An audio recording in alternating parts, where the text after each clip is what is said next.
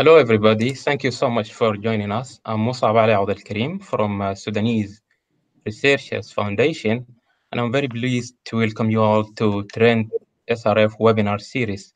We in SRF co-organize this webinar in collaboration with Trend in Africa, and Trend in Africa is a non-governmental organization dedicated to science education and science capacity building in Africa.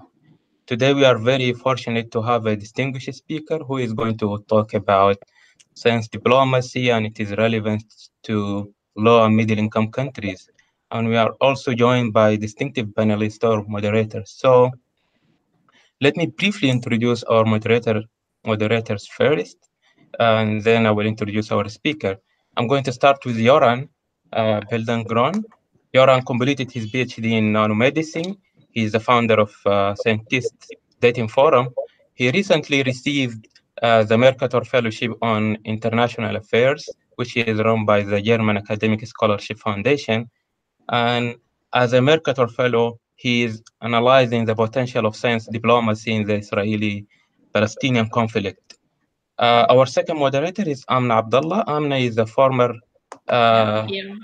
Next Einstein Forum Ambassador of Sudan, and she is currently Vice Chair of NEF Community of Scientists Executive Committee. She is a biophysicist by training, and she's doing a postdoc at George August University in Germany.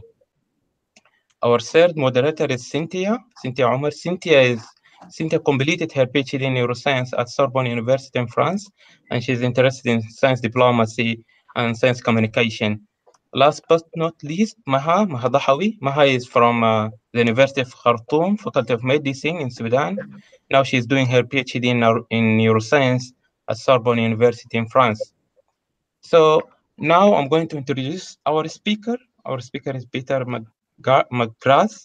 He is the coordinator of Inter-Academy Partnership and the World Academy of Science Policy and Science Diplomacy Program. Peter obtained his PhD from the University of Leeds in the UK. He has 10-year research career, research experience, included postdoctoral positions at the Scottish CoOp Research Institute, Dundee in the UK, as well as Purdue University and the University of Arizona in the USA. In 2013, he switched to become coordinator of the Inter-Academy Partnership, a global network of academies of science, medicine, and engineering based in Trieste. Inter-Academy partnership is dedicated to providing evidence-based recommendation on science issues to policymakers, as well as his inter-academy partnership duties. He retained his position as coordinator of DUA's science diplomacy initiative, including acting as the focal point for an EU Horizon 2020 science diplomacy project. So he's uniquely equipped to talk about science diplomacy.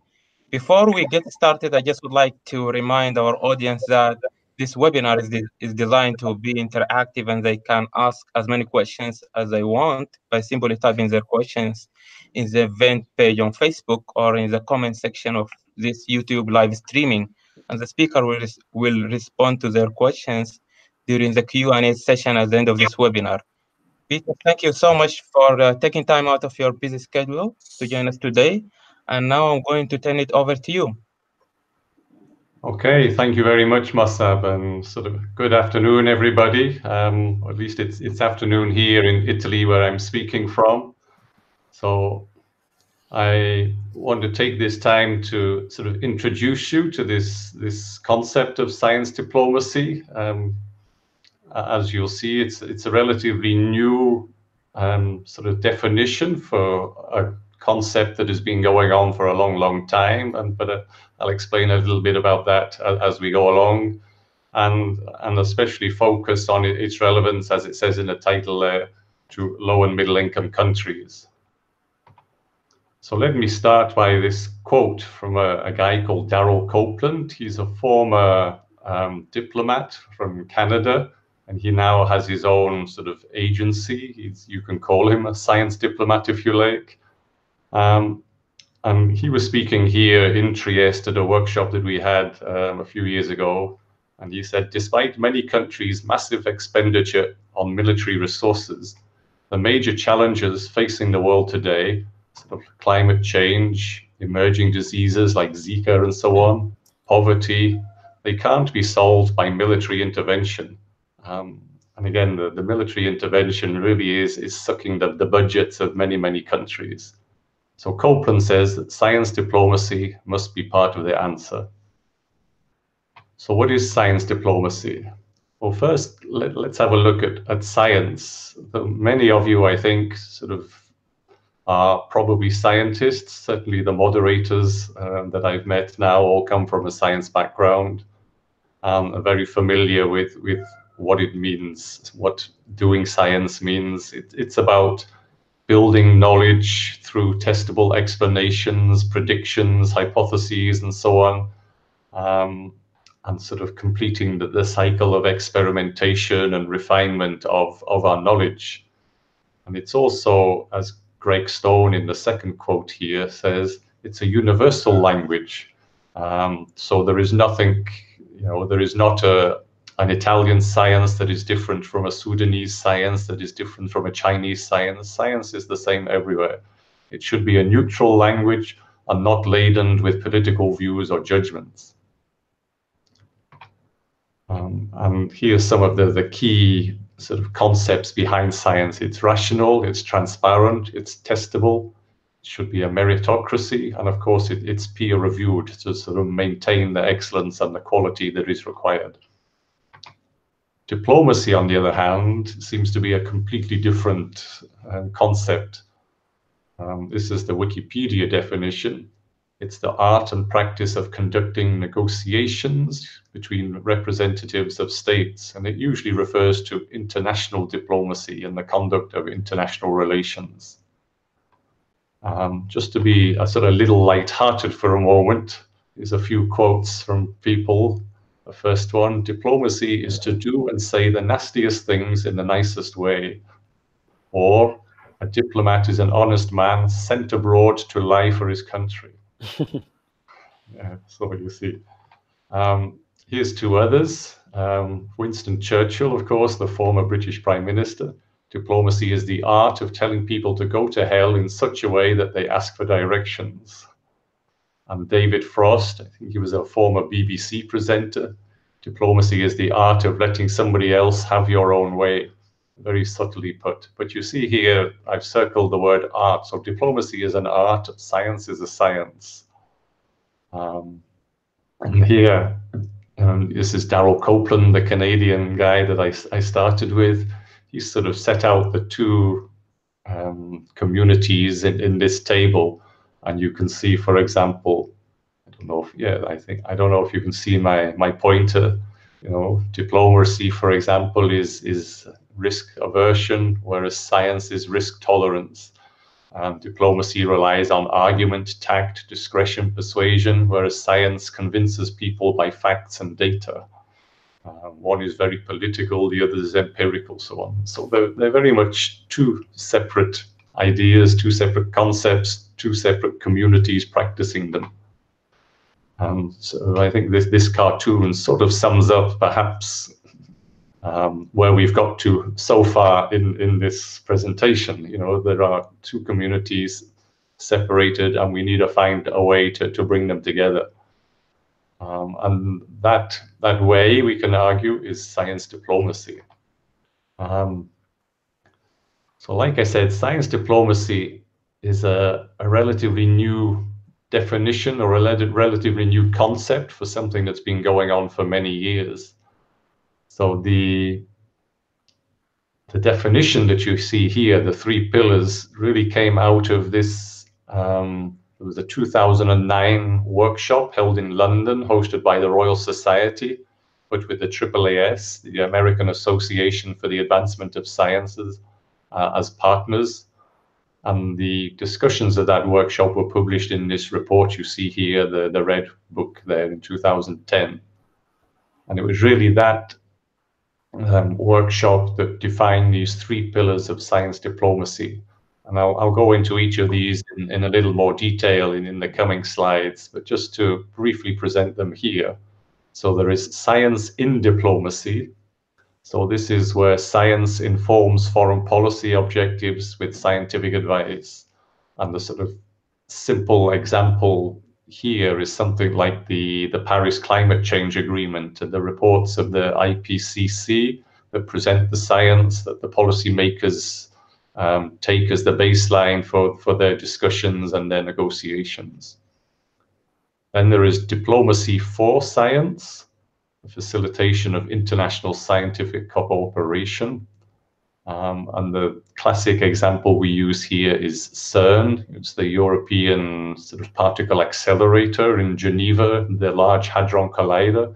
So these sort of megastructures, really no one country can afford to build them and to run them. So it relies on a number of member states coming together, agreeing to work together for the benefit of science, really, although there are, of course, spin-offs into the wider public and so on. CERN obviously was the source of the World Wide Web as we know it.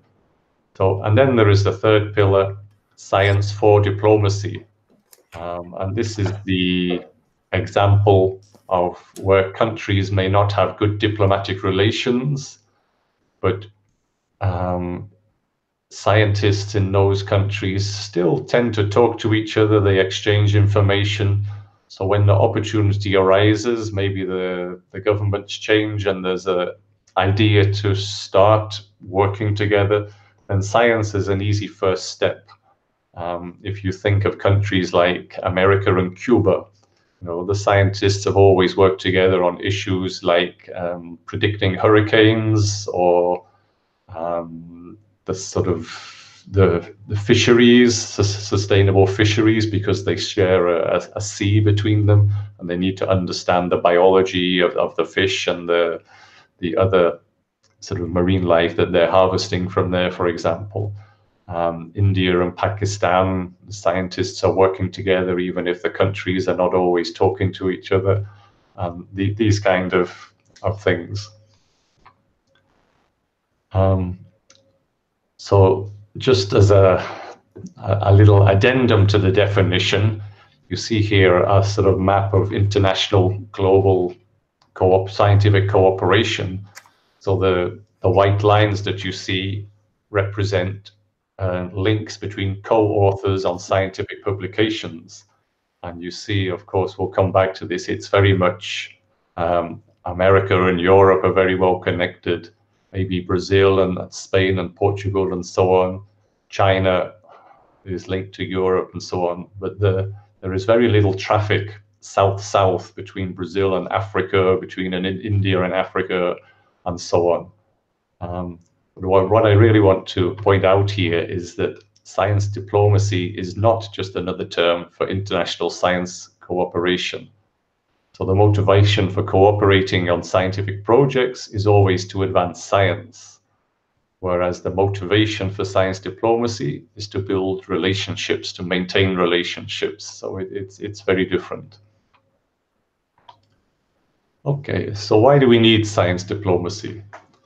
I think I've touched on some of this when I went through the sort of three-pillar definitions, but there are various sort of other needs that are required. So the global commons, so these are spaces that are not owned by any member state. So nations with coastlines have jurisdiction for, I think it's 200 kilometers beyond their shores. And beyond that is the high seas, which are not controlled by anybody or not owned by anybody, but there are some international agreements on what people or what countries can and can't do in the high seas. Outer space is another one. It's a global common, and Antarctica is a shared resource for all countries. The next item, managing transboundary or shared resources. So here there are things that naturally cross national boundaries.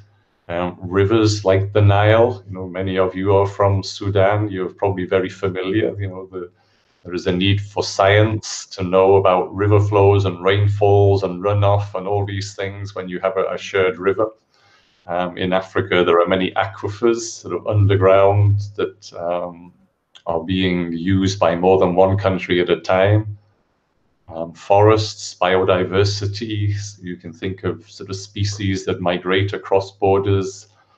We can think of sort of in my sort of scientific background, there are various pests and diseases that might be blown on the wind. You might have an epidemic of a plant disease that is spreading across borders, and it needs both countries to tackle it together in a sort of cohesive way.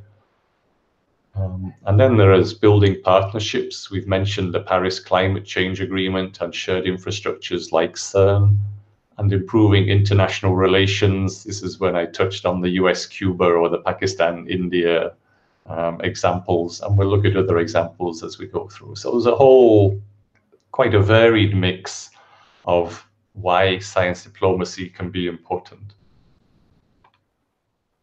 But it's not very simple, especially the sort of limitations of science that many scientists perhaps don't understand. So this is a paper, Dilemmas. It's got a very ugly title if you, as a scientist. Dilemmas in the General Theory of Planning, published in 1973, but it's become a classic. You can see how many, more than 3,000 citations. So it's quite impressive. If we look at the quote here from that paper, the search for scientific basis for confronting problems of social policy is bound to fail because of the nature of these problems. They are wicked problems, whereas science has developed to deal with tame problems. Okay, so let me explain a little bit about wicked and tame problems. Let's take water as an example. This is Archimedes' screw. Farmers years ago, 2,000, maybe even longer years ago, they wanted to raise water from a river or a lake into their fields so they could irrigate their crops. And it was Archimedes who was credited with inventing this device that would do that. It's relatively simple, a little bit of science, a little bit of technology, and you can irrigate your crops, raise water from one level to another, no problem. If we move forward in history, we start to get cities. We get major cities with millions of inhabitants. In those cities, there are high-rise buildings, 10 stories, maybe even more. And everybody wants water. You know, we have bathrooms, we have showers. The guy on the top floor wants the same water pressure in his shower as the guy on the bottom floor. Everybody wants their waste to be disposed of in a clean way. They want to open a tap and have drinking water, and so on and so on. It's very complicated to do all that, but it's not impossible with some, you know, pumps and valves and maybe some computer monitoring and peak time availability, all the rest of it. With a bit of science and engineering, and we can do that, no problem. So these are tame problems. Now then, we've got here a picture of a watershed, and you can see we start to get a lot of different users involved here. We've got maybe the fishermen want to take clean food from the river. We want the farmers want to take water for irrigation. But of course, the fishermen don't want that their pesticides to run off back into the river. We've got industry, we've got people living, maybe using the water for drinking. We've got, I don't know, maybe hikers in the mountains, and I can see a dam there for creating electricity, all sorts of different people. Maybe the river even crosses at 2 national boundaries or something like this. So here we really do need agreements between different constituencies to manage that water so that everybody understands the requirements of everybody else and agrees how to use the water for the benefit of everybody. So this is the complex problem. We need science to tell us about rainfall and runoff and water flows and seasonal changes, all these things. But science alone is not enough to resolve the problem. And that's where the sort of diplomacy part comes in to solve these wicked problems. If we think, diplomacy, as I mentioned at the beginning, is often to do with international relations. So issues that cross national boundaries. And sustainable water management is just one of those. Climate change, we've touched on pollution, biodiversity, including the sustainable use of fisheries, for example, communicable diseases, the growing and trade in genetically modified organisms, and then different forms of energy, nuclear waste, biofuels, dams. These are all transboundary issues, and they're all wicked problems. The Sustainable Development Goals, I hope you're all familiar with these. These are 17 goals signed up to by the United Nations and the member states in 2015, with a bunch of targets for 2030. Many of these also are wicked problems. So let's go back a little bit in time. I said the definition of science diplomacy really came about in 2010, and yet it is something that has been practiced for hundreds of years. So the picture on the screen now is Isaac Newton. He was the president of the Royal Society in 1723, and at that time the Royal Society appointed its first foreign secretary. So that was someone whose job it was to really liaise with other academic communities in France, in Germany, in Holland, Italy, places like that especially. And it was, you see, the Royal Society was well in advance of the British government itself. So it was only 59 years later that the British government appointed its first ministry or Minister of Foreign Affairs. Coming closer to the modern era, and this is sort of when we start really thinking of science diplomacy in modern terms. It was really the opening up of China in the 1970s. After the Cultural Revolution, China had been quite isolated, and it was Richard Nixon of the US who started reaching out to Chairman Mao. They met in 1972. And this is a quote from Norman Norreiter, writing there. And you see in the part in red there, the diplomatic history of Nixon's visit to China is well known. But what is not known is the role that science may have played. And in fact, this is the science for diplomacy aspect, where it was very easy, although the two countries were still a little bit suspicious of each other. They agreed to have some exchanges of scientists, American scientists going to China, Chinese scientists coming to USA, working together on common scientific projects. I understand that since then, there's been about 30 specific MOUs in different areas of science signed between the US and China. So from these early days, a lot of definitive projects have grown up. Norman Norreiter himself was a science advisor to the foreign secretary of the USA, of the president of the USA. This is him here in the yellow tie when he visited us here in Trieste a few years ago. And this is a picture taken of a science diplomacy workshop that we had, just to show what we were able to do here. So the guy next to him in the blue tie here is Sergio Pastrana. He's a member of the Cuban Academy of Sciences. So there's America and Cuba standing shoulder to shoulder. And on the other side, we have a delegate from North Korea. So there's a little bit of a gap between there. I think it's quite telling that America and Cuba are very close, but North Korea not so close. But I like this picture very much because you can see these three nations really getting together and talking about science and how science can help them improve relations and so on. Okay, so let's move to the examples I've used there, particularly of America, China, America, Cuba, and so on. Very much been a North-led, developed country aspects. Let's move to look a little bit at the South-South aspects and how science diplomacy is emerging in developing countries.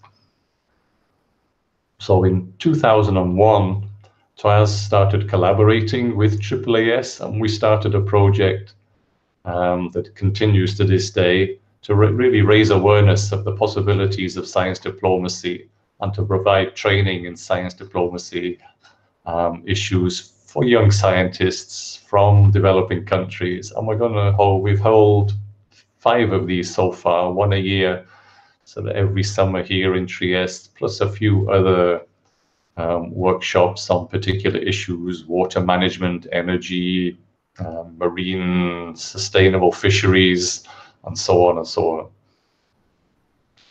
on. But sort of focusing on Africa, there's more than just a lack of science diplomacy. So let's go back a little bit.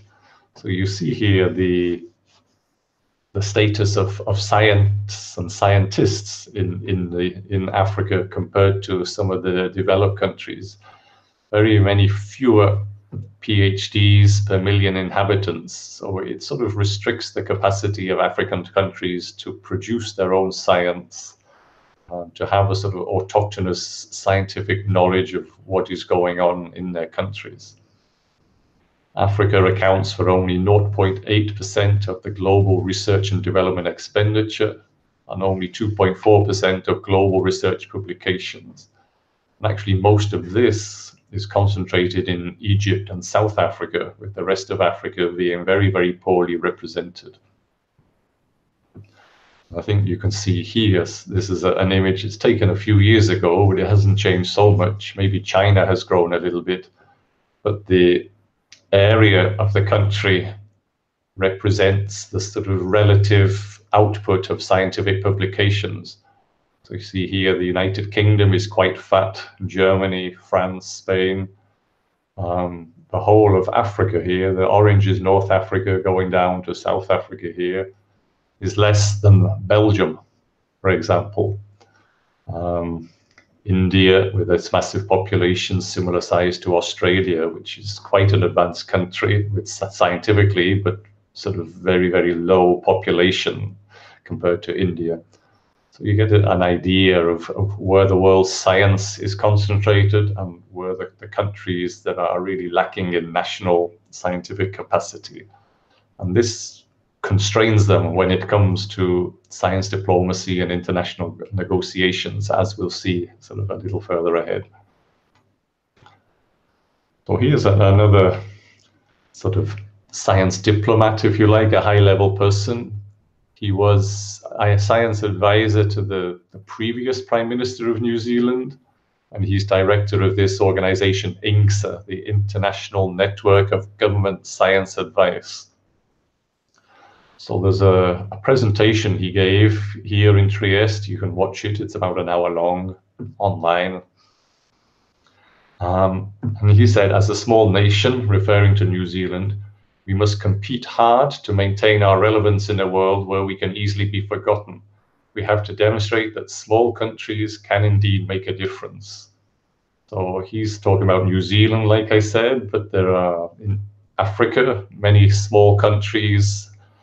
They may have large populations, but their scientific output is relatively small. So the definition of small can be quite loose.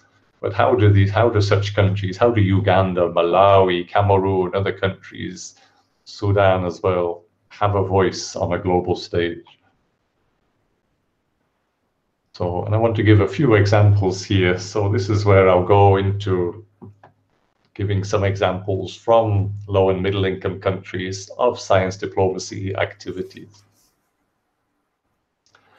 Here's one that's very, very recent. So Panama itself has just launched its science diplomacy policy. You see here it was launched in 2018.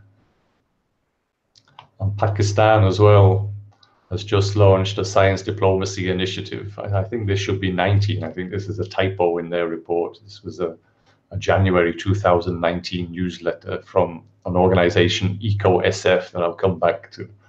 So there's just two examples of countries really starting to embrace science diplomacy at the national, at the government level. Okay, before I go back to the three pillars, let me just introduce quickly a sort of new definition of science diplomacy. So this is written by Gluckman, the New Zealander I just mentioned. Born Tariqian, used to be at the AAAS. Robert Grimes is a science advisor in the British government, and this guy Kishi, a science advisor to the Japanese government. So they put, again, three pillars. The first one being actions designed to directly advance a country's national needs. The second, actions designed to address cross-border interests. And the third, actions designed to meet global needs and challenges, such as climate change, such as the Sustainable Development Goals, and so on. But I'm going to leave that there and really focus on the three pillars, because I think this is the most workable definition at the moment. Okay, so the first of those three pillars is science in diplomacy. And I mentioned here the climate change agreement and so on.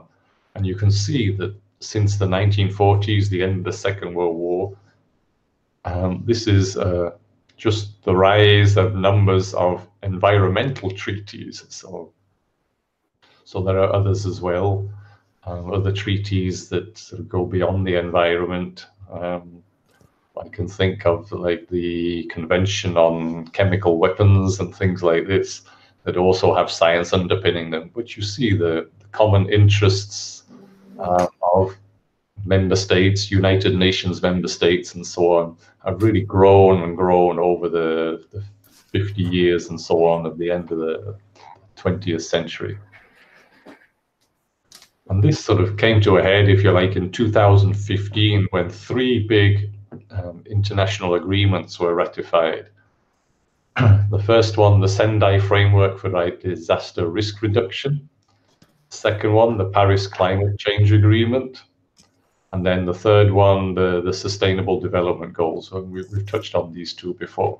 I just want to show how science really has underpinned these three major agreements.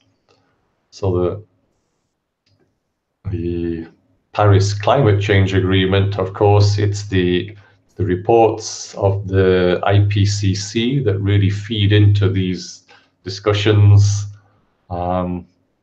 And the negotiators base their agreements on the science that is presented in the reports and in the usually very short summaries for policymakers to just give a brief snapshot of the main findings. And of course, just more recently, October last year, the IPCC, you may have seen a lot of newspaper reports sort of came out in following this release, basically saying a lot of things like we only have 12 years left to fix the world's climate and so on. So this is the latest scientific report feeding into the global diplomatic negotiations. Science in diplomacy, I was mentioned already, also in the Sendai Framework for Disaster Risk Reduction.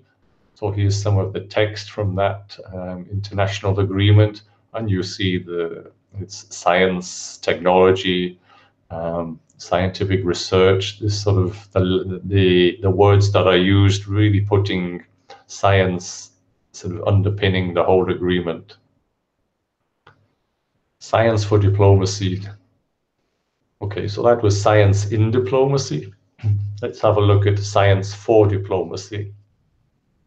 And here's an example from India. This is the Prime Minister of India, Narendra Modi, speaking in 2015, I think it was, at this Indian Science Congress.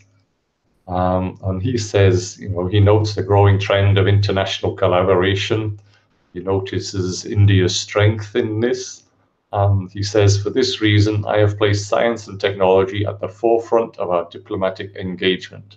We've built excellent partnerships with all leading nations to address the grand challenges of the world today. I have also offered our expertise to our neighbors and other developing countries.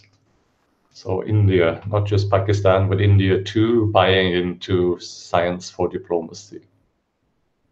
Cuba, of course, has a strong track record for many, many years of sending its medical personnel abroad. So there are more than 50,000 Cuban-trained health workers in 66 countries, at least at the moment in time when I produce this slide.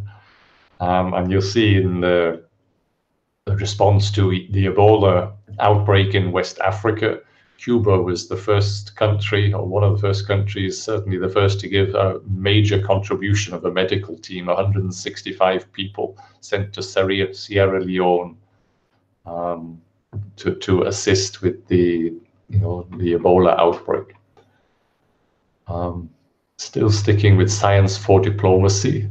This is an organization, COMSAT, the Commission on Science and Technology for Sustainable Development in the South.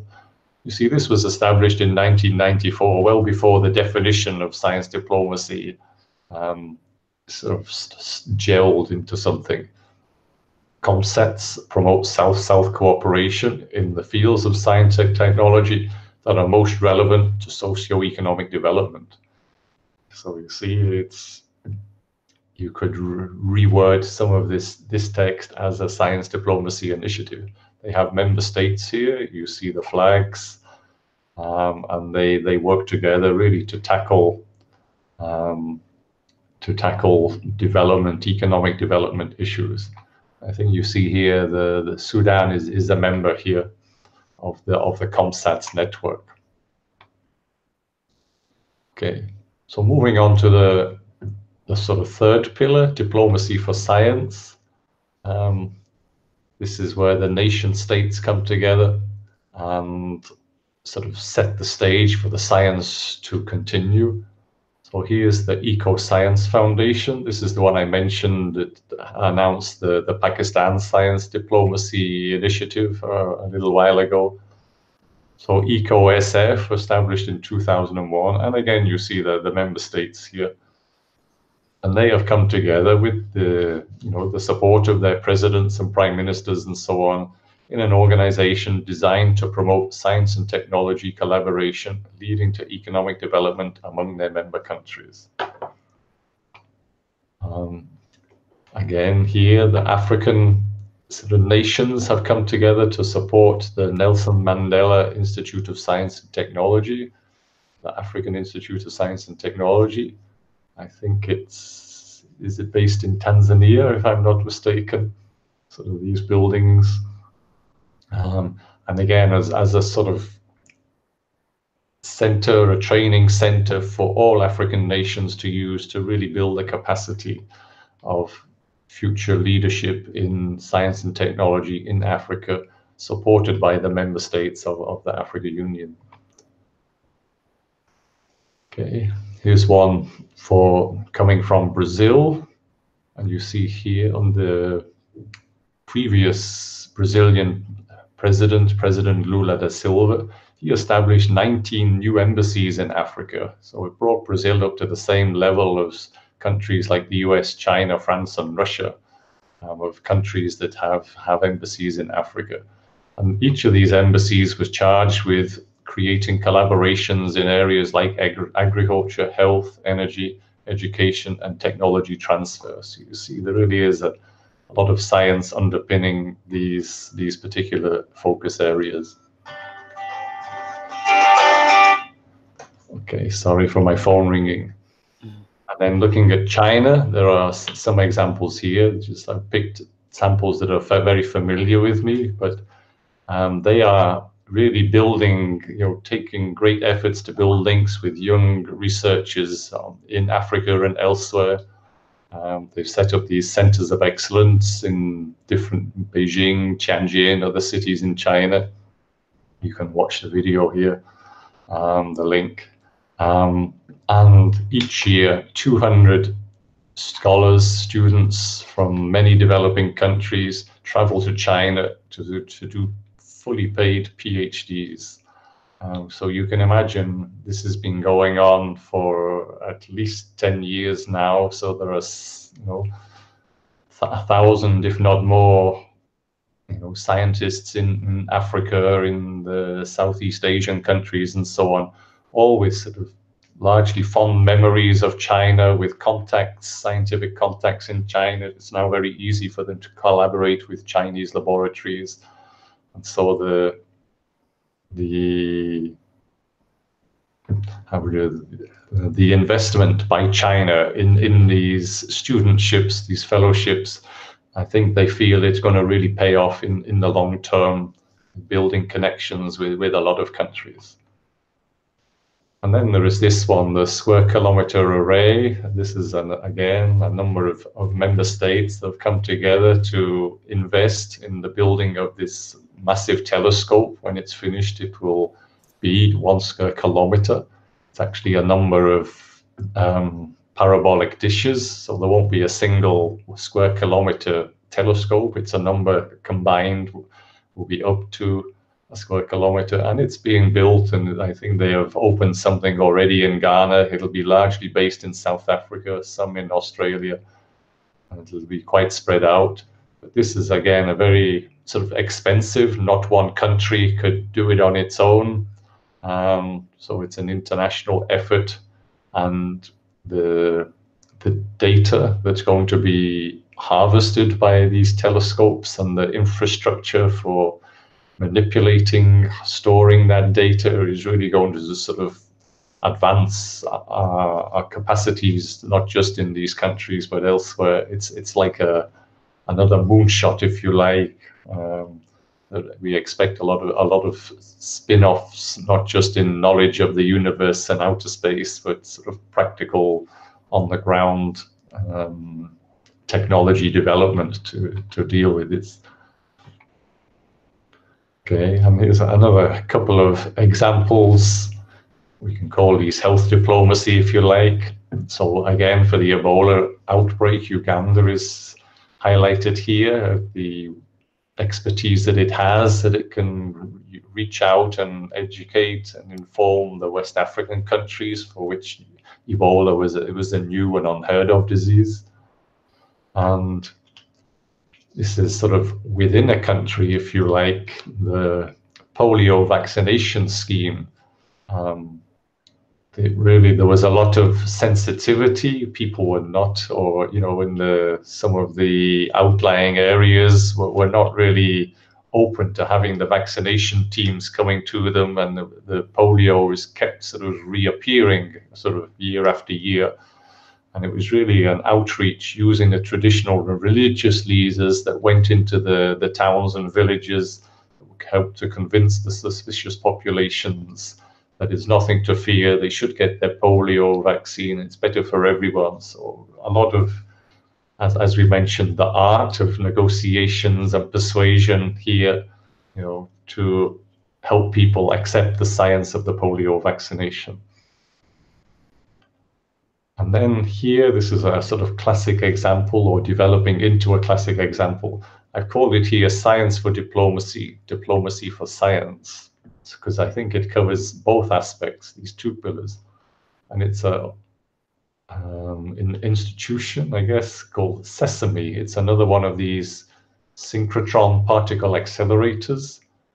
So I call it science for diplomacy because the actual synchrotron here that's now been installed in Jordan was one that was being decommissioned in Germany, and sort of the German scientists and other scientists thought it was still useful, especially in countries that didn't have access or easy access to such synchrotrons. So they proposed that it could be, taken apart and rebuilt somewhere else.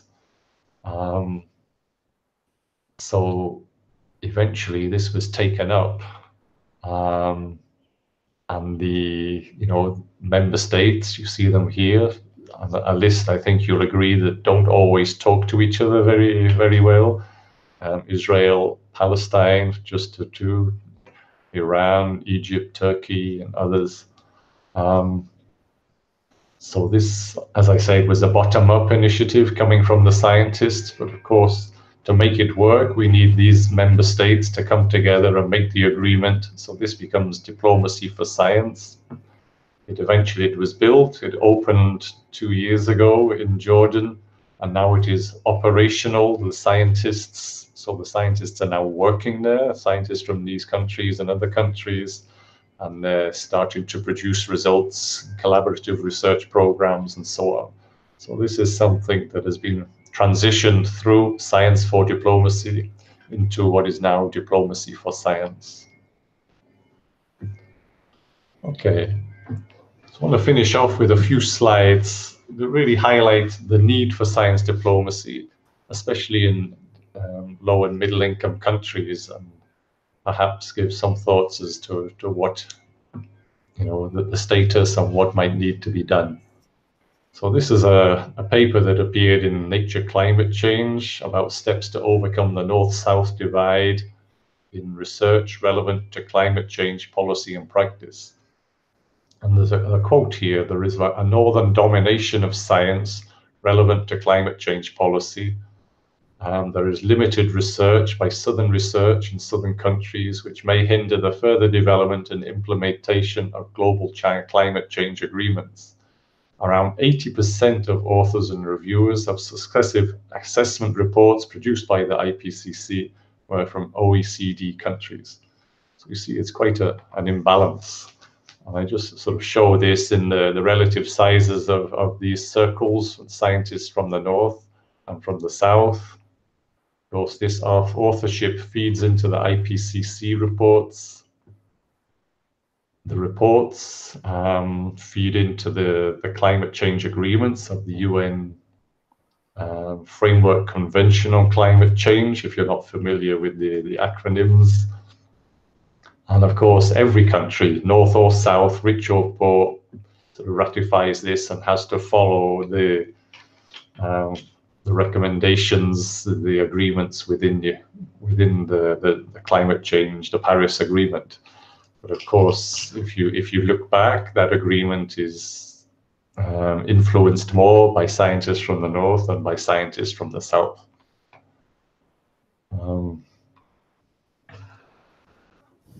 This is sort of just to bring in the issue of communication about how scientists in the south may start to effect change. You can publish papers, you can speak to others in your field, you may be able to go to your local city and influence, if you have important discoveries on a local level, you might be able to influence the mayor or so on and so on.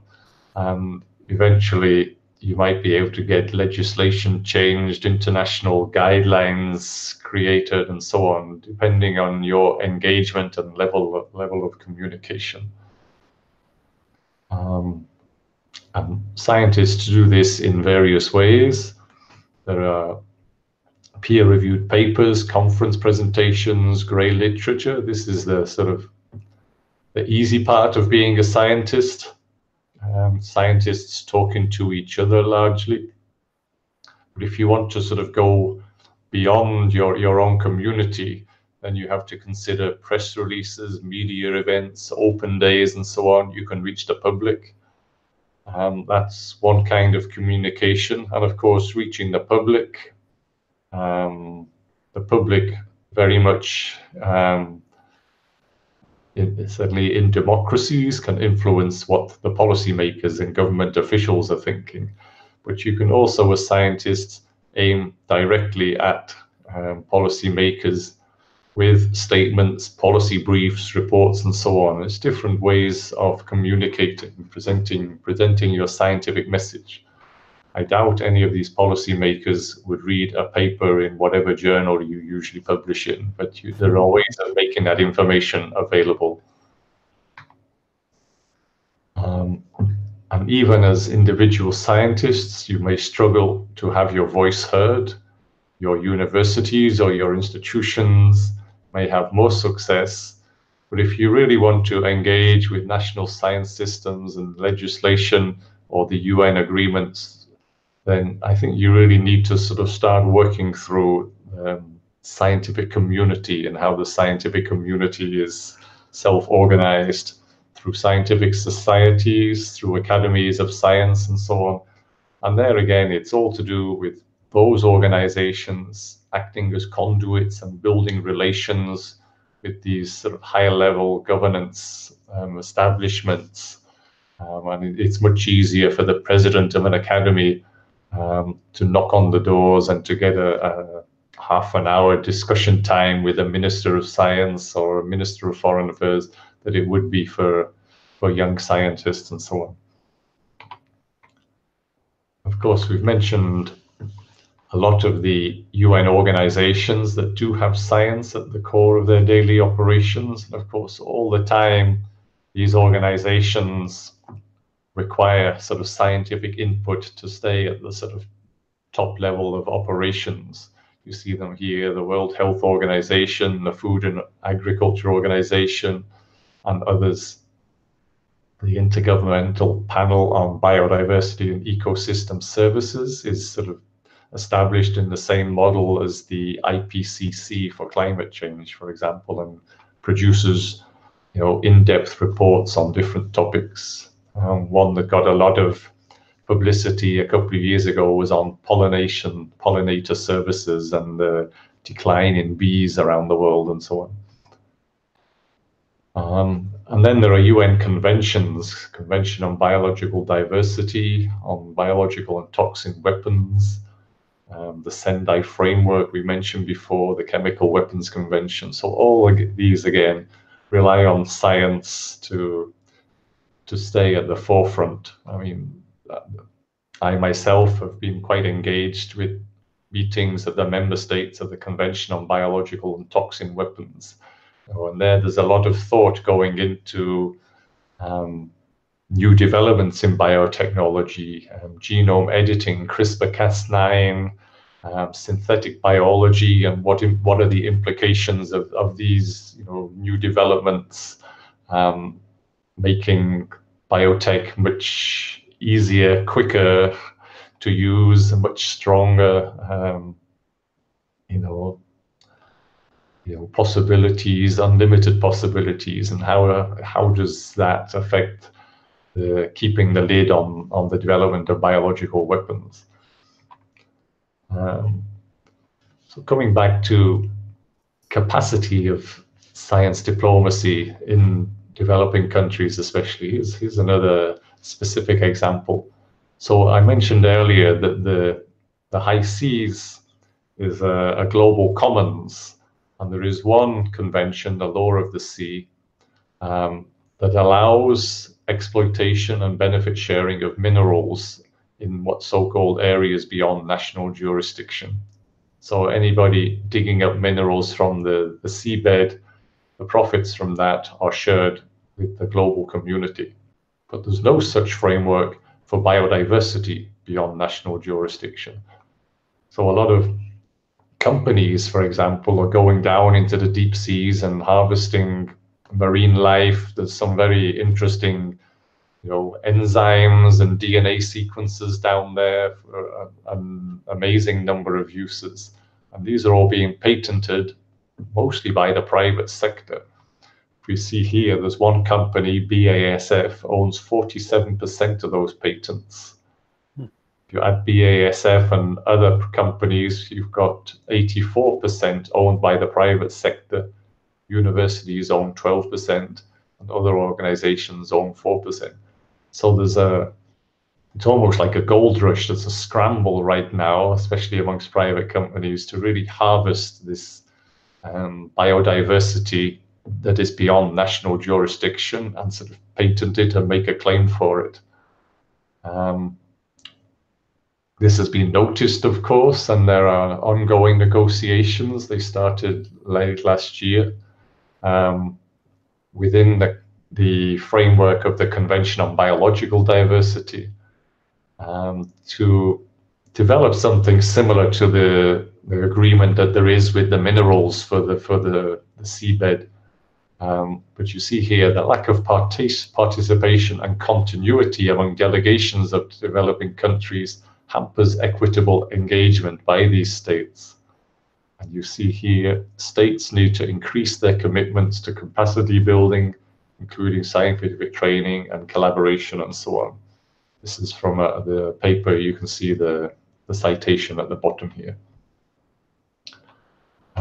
Here's another example taken from this book about water diplomacy.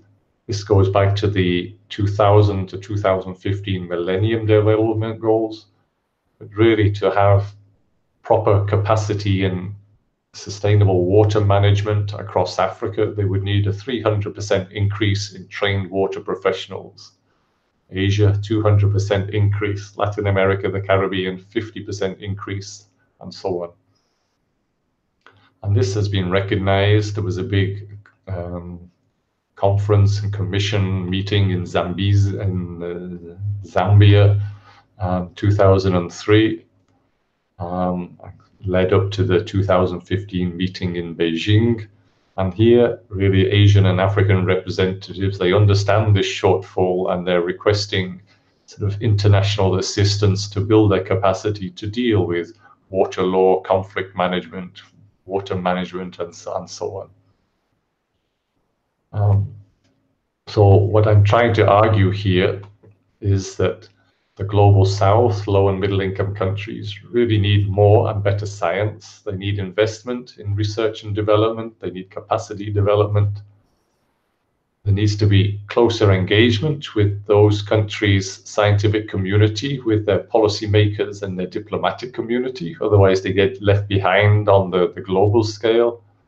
But also, the onus is not all on the scientific community. There needs to be a recognition by the policymakers of those countries, not only to support research and development and scientific careers in those countries, but also to realize the benefits of what their scientists are telling them and to use the scientists that are in those countries to support them in the negotiations on the international stage. So just to see here how it all fits together with TWAS. So we do have programs. Please take a look at our website for PhD training. I mentioned the China example earlier, for exchange visits to different laboratories, for research grants, for equipment and prizes. But we've also, as we've mentioned, we've been talking about, we've added science diplomacy in recent years, sort of to close the circle and to complete the framework, from building the careers of individuals to really starting to affect sort of international relations and sort of policy making and decision making at national and international levels. So just to sort of lay this out in a quick summary, and I think this is probably my last slide. I'm starting to lose my voice, but I'm bang on time for the hour. So the global population is increasing, especially in the South. Africa, I think, is one of the fastest growing populations. The Sustainable Development Goals have this mantra that leave nobody behind. So those 17 goals are not just for a small percentage or half of the world's population, but they're really to bring everybody up to good levels of living and good levels of healthcare and so on and so on. But the SDGs and other issues, these are wicked problems. They can't be solved by science alone, but of course science underpins a lot of them. Many of the SDGs and the other challenges there is further to go to reach the goals in a lot of the developing countries.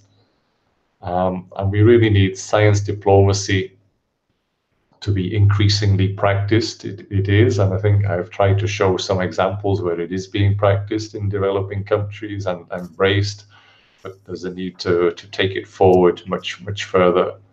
But of course, that science diplomacy and influence on the global stage needs to be supported by national capacities and expertise in the different countries, with national support for scientific communities in those countries.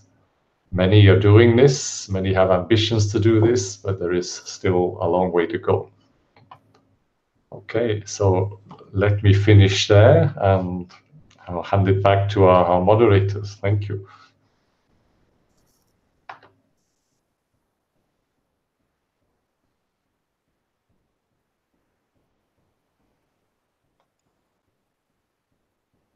So we're gone quiet. Okay. Okay. Thank you so much for this wonderful talk. As I mentioned, I'm here with Mahmoud, Yoran, Amna, Maha, Cynthia, Inas. Mahmoud and Inas join us later. Mahmoud is a Nigerian neuroscientist based at the University of Sussex in the UK. He is the founder of Science Communication Hub in Nigeria, and also the founder of Trend in Africa Outreach Program. Inas is from University of Jazeera in Sudan, and she is also a member of SRF Executive Committee. So I think we are going to start with Inas. Do you have any comment, Inas? Inas, can you hear me?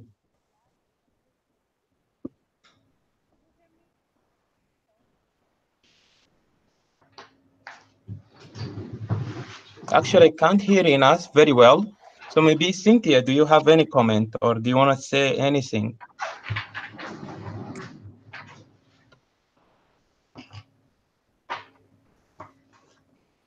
No voice. It seems like there is some sort of technical problem. I can't hear you. Can you hear me, guys? Now it's okay? Okay. Sorry, I just wanted to thank you for the amazing presentation. For me, I'm just a comment. As a researcher, it's true that sometimes we tend to focus on our project, and on my scale and my experience, as I was a PhD representative in the institute in Paris, where I did my PhD, so the Brain and Spine Institute, I could see really the importance of communication between the students, improving the communication between the teams, and when I say between the students and the team, I said also between the different countries, as we have a lot of international students in this institute, and it's really improving, not only adding a value on the communication, but really can improve research. And it was the case during my PhD. So it really was really amazing presentation to see how like the importance of science diplomacy at the global level. So it was really enriching, and thank you so much. Okay, thank you. Kind comments. Yes. I'm glad you enjoyed it. Yeah. Yeah. So, Inas, can you hear me very well? I do hear you very well. Do you hear me, Musab? Yeah. So yeah. Yeah. First, let me thank Dr. McGrath for this valuable. Would you please, Inas, raise your voice a little bit, because I can't hear you very well, actually. Yes, I was just express my gratitude for the valuable session.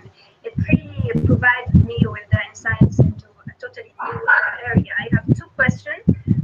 First of all, I wanted to ask for me as an individual researcher, how much I should be engaged or concerned with those areas of science and diplomacy and science and diplomacy for science, and what skills an individual researcher should have in order to handle such issues.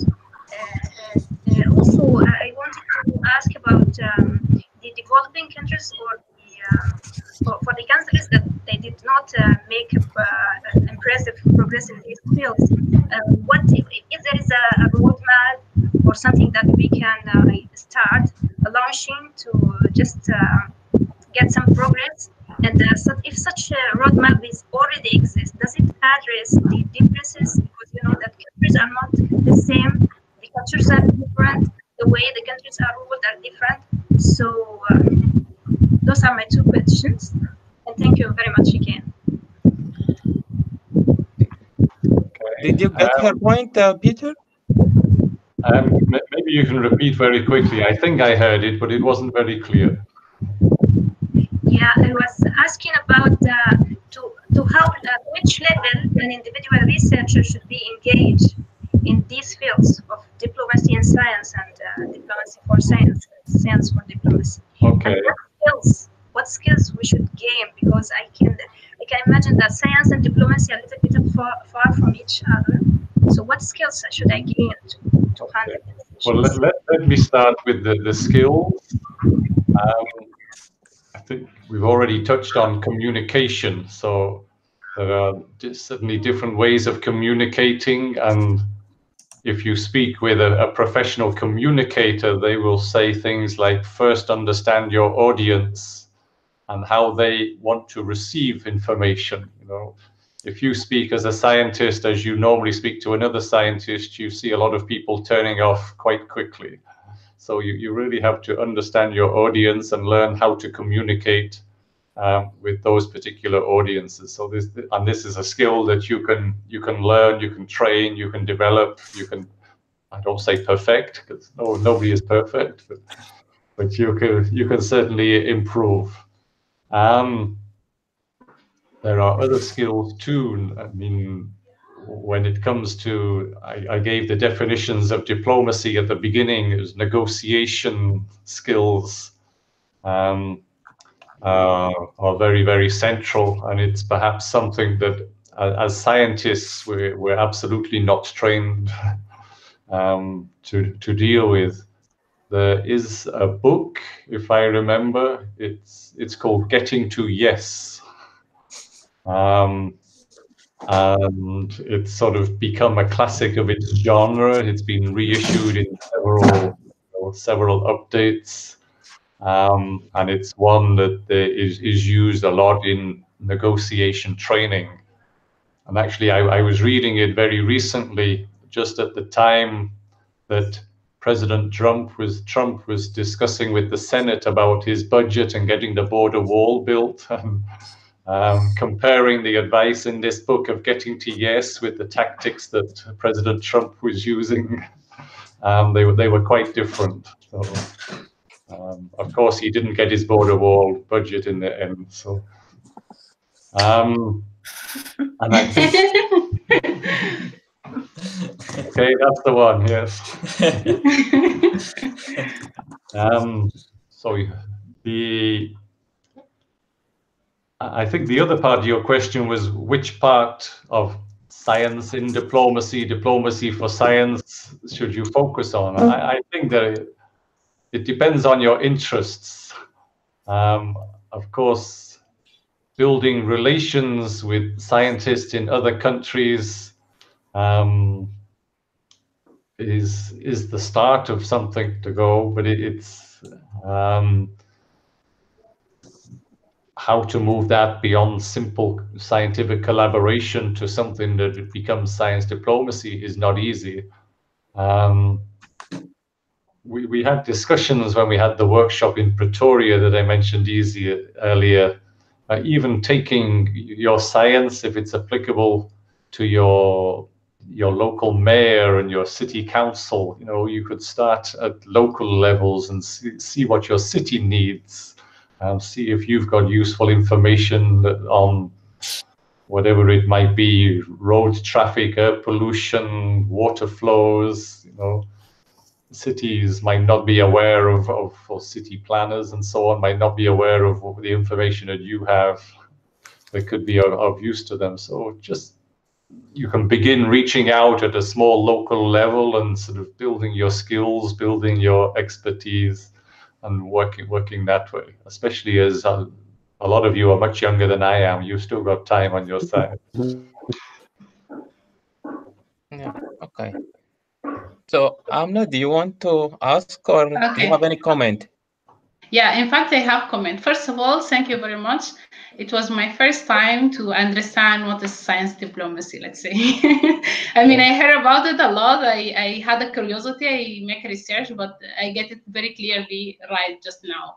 So the idea is like, as he introduced earlier, so I'm a or vice chair of NEF Committee of Scientists, executive committee, and our goal is to try to influence policy and to build this community of scientists in all African country, in which that we all together are going to do what you have just presented. So it's like following the three different pillars, indeed. Okay. So science in diplomacy, and science for diplomacy, and diplomacy for science.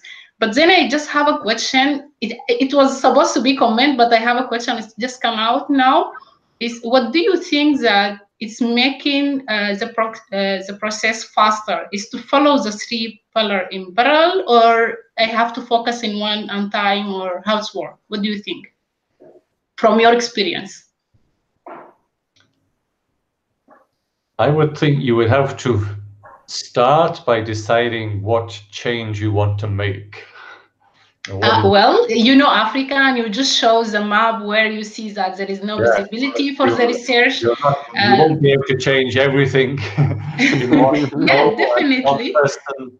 So either you or small teams, your network, I would advise sort of focusing a little bit on whatever mechanism, whether it's science in policy, in diplomacy. Choose the best mechanism to affect the target that you want to change. So there are different ways. So the idea is like our goal is to make Africa is like all come together. So the different African countries, which is 54 countries.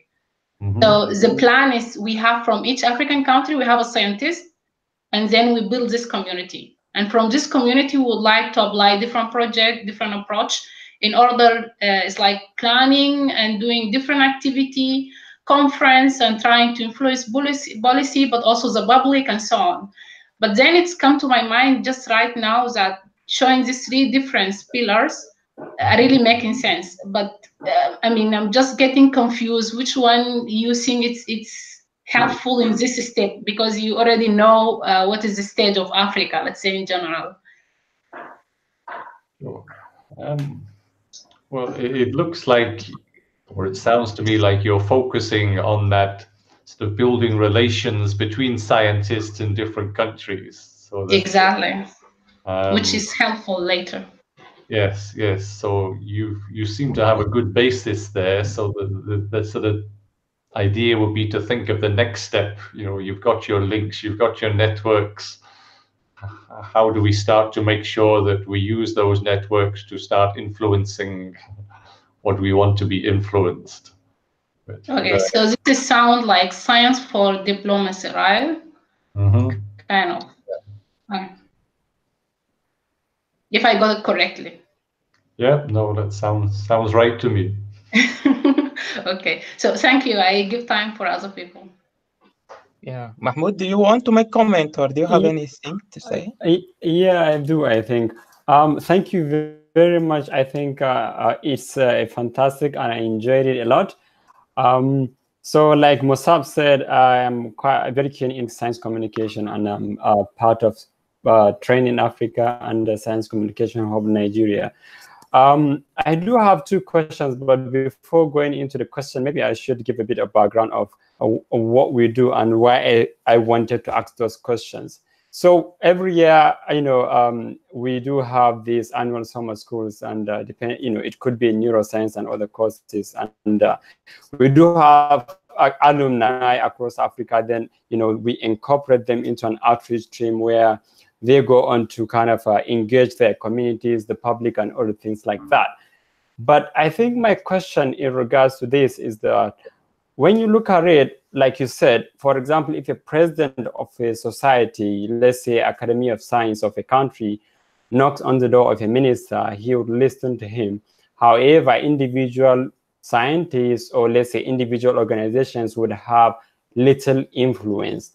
In this regard, would you say that scientists should collaborate more with those in the media? Because this is really important. For example, in Africa, we could see how the media, change policies, how they pressure the government to, initiate things. I would like to hear your view about whether scientists should play a bigger role in collaborating with the media. And the second question I wanted to ask you is with regards to the workforce. So if you look at it, Amna said it quite well, that Africa, we do have a problem, especially with infrastructure and everything like that. So if you look at it, I think our case is more to do with trying to improve the state of science in the continent. And then after that, probably we could talk about intercontinental relationships. So would you say that, therefore, in this regard, the influence or the diplomacy, should it come from scientists from within a country or within the continent, or should it come or be assisted by scientists coming from outside the country or outside the continent?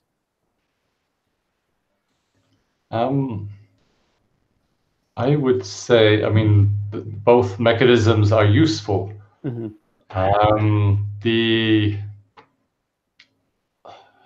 My feeling is that scientists that have stayed in the country and are living and working in the country probably have a greater voice than sort of diaspora scientists, if you like, sort of looking from outside. So if you can get a group of those together to try a group of people living and working in the country, sort of working together to influence policy, I think that probably has a stronger message than people looking from outside. It could always be accused of, why did you leave? Why aren't you here? Why should we listen to you? You're happy living in a nice house in Italy or America or wherever you happen to be.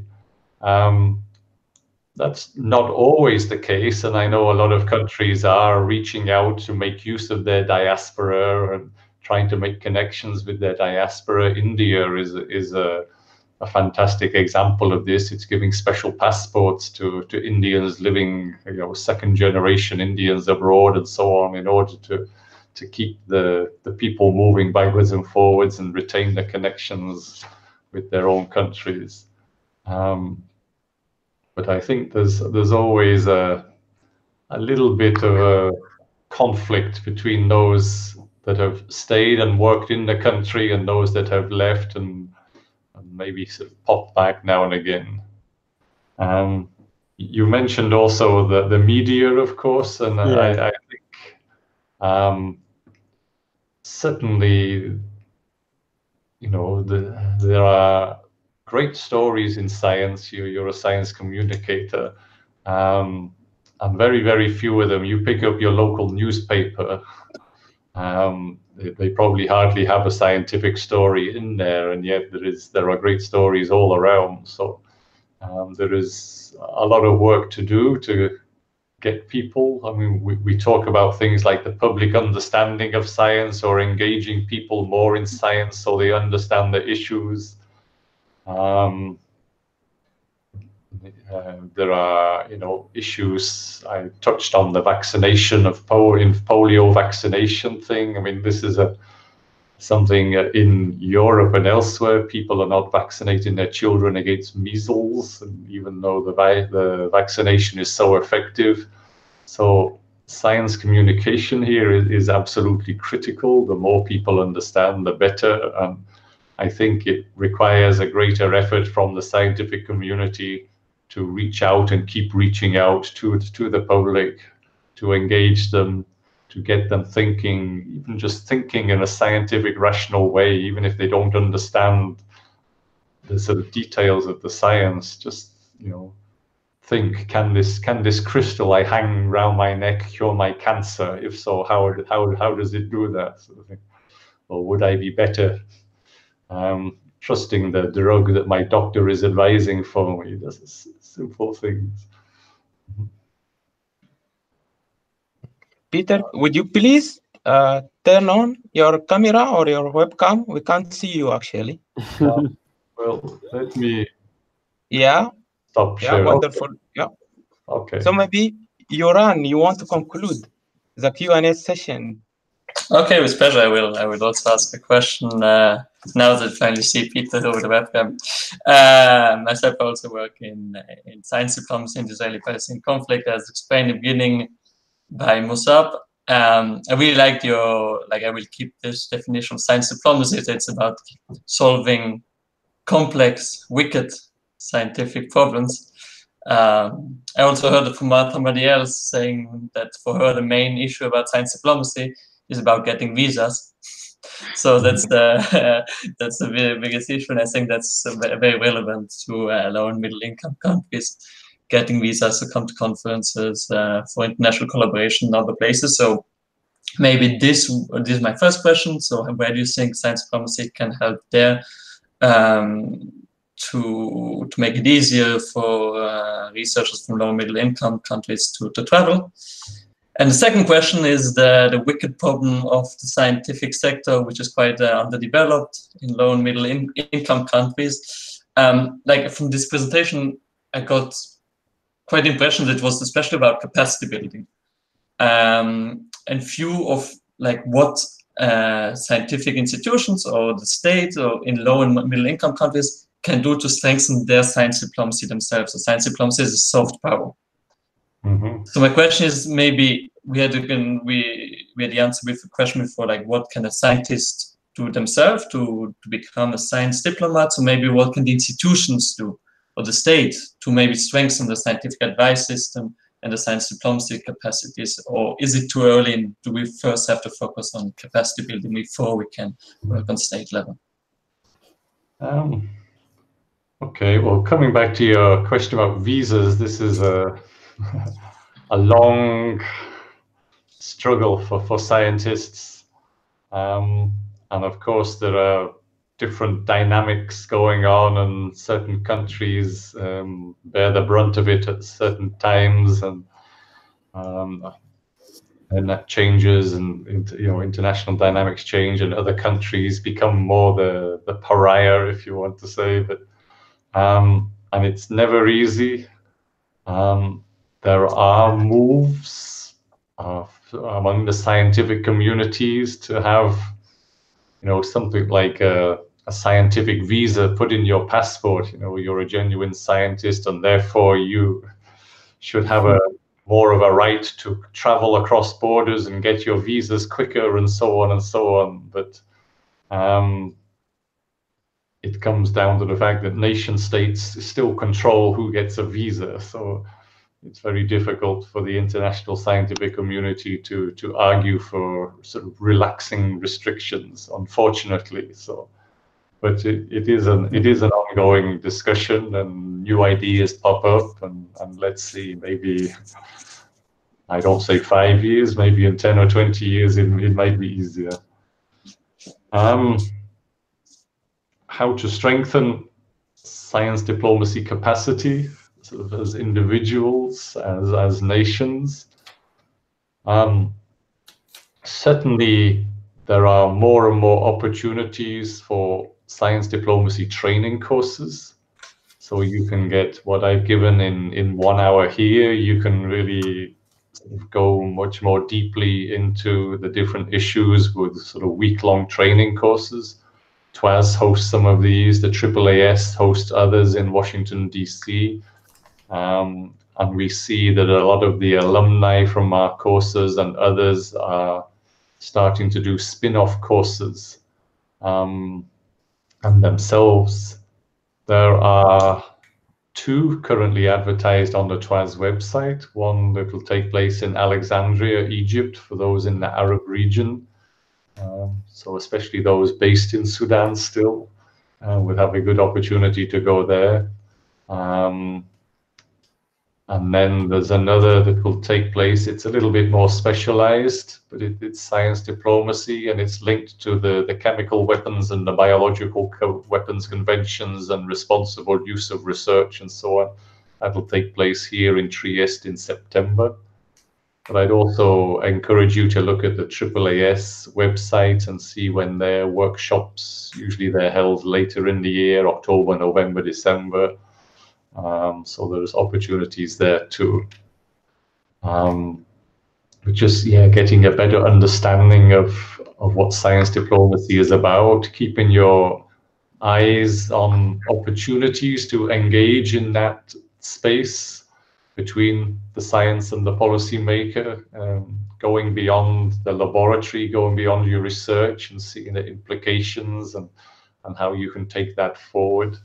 A lot of young scientists do manage to do that, and then they sort of develop alternative careers. They don't become sort of pure scientists and researchers, but they sort of veer into different kinds of scientific careers. So there are possibilities, and I think a growing number of possibilities.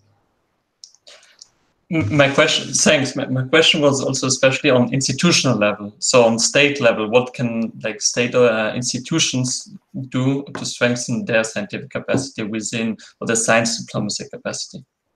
So it was on individual level, but like on structural. Okay. Yes, state level, it varies. I mean, I gave some examples of countries. Panama and Pakistan have recently launched science diplomacy initiatives. Thailand is another one. They have a science diplomacy policy. Other countries have not embraced it as such. So there are different ways that might happen. They could get influence from outside, you know, looking around, see what everyone else is doing, and then they, oh, we need to do this ourselves. The project that was mentioned at the beginning in the introduction that TWAS is now engaged in, it's called S4D4C, Science for Diplomacy for Global Challenges, is really starting to analyze science diplomacy at the European level. And sort of will start to give recommendations to the European Union rather than to the member states on how it might develop its science diplomacy policy. But it is sort of early days for a lot of countries to think about these issues.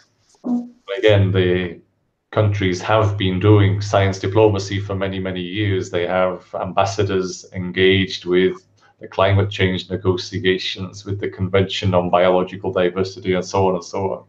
But they haven't necessarily brought it together as in a single concept. So there's still a lot of space to work in this for countries too, even the developed countries. Thanks. Okay. I think we can conclude now, and I just would like to remind our audience that this webinar will be available on YouTube in the Sudanese Researchers Foundation YouTube channel.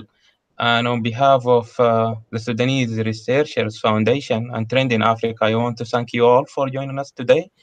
And I want to say bye for now.